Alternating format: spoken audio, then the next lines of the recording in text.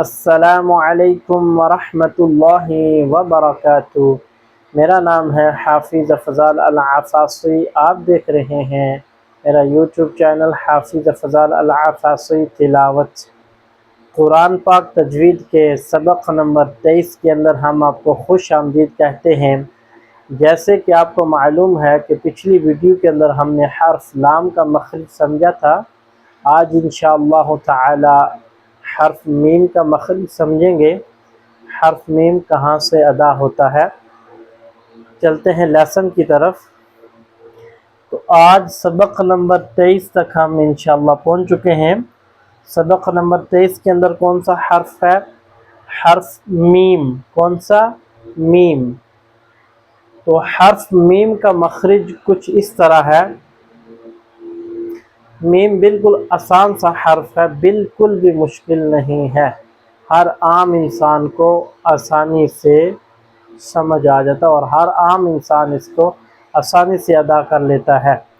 لیکن جب ہم تلاوت کر رہے ہوں تو تلاوت کے اندر ہم نے تلفظ کا خیال کرنا ہوتا ہے، اس لیے میم کا بھی مخرج سمجھنا ضروری ہے۔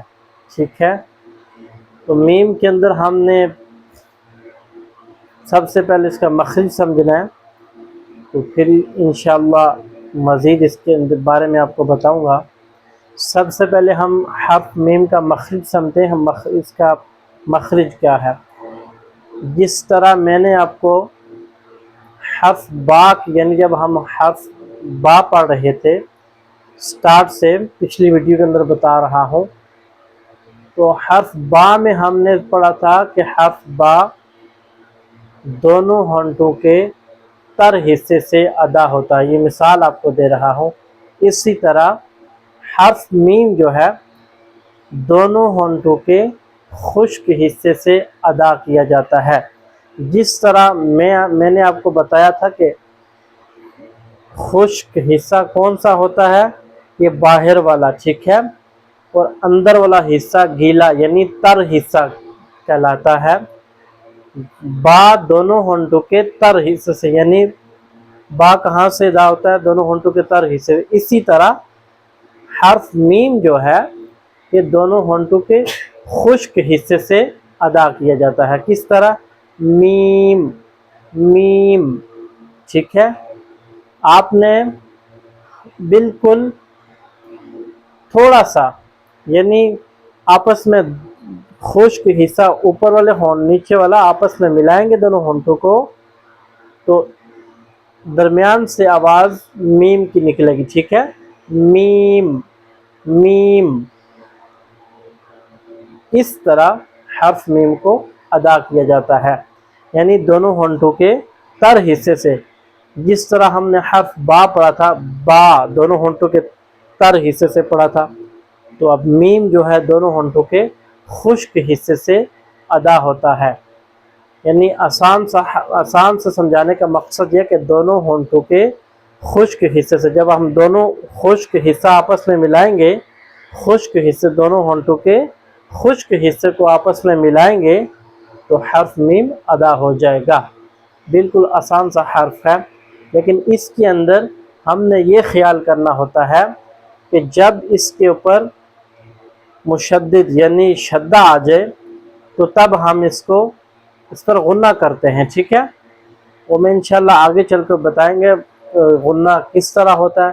لیکن حرف میم جب ہم غنے میں پڑھتے ہیں تو اس کی جو آواز ہے وہ ناک سے نکالنی پڑتی ہے۔ ٹھیک ہے؟ اس کی آواز جو ہے وہ ناک میں جاتی ہے، اس لیے جب ہم میم پر غنہ کریں گے تو اس کی آواز کہاں پر؟ ناک میں جائے گی۔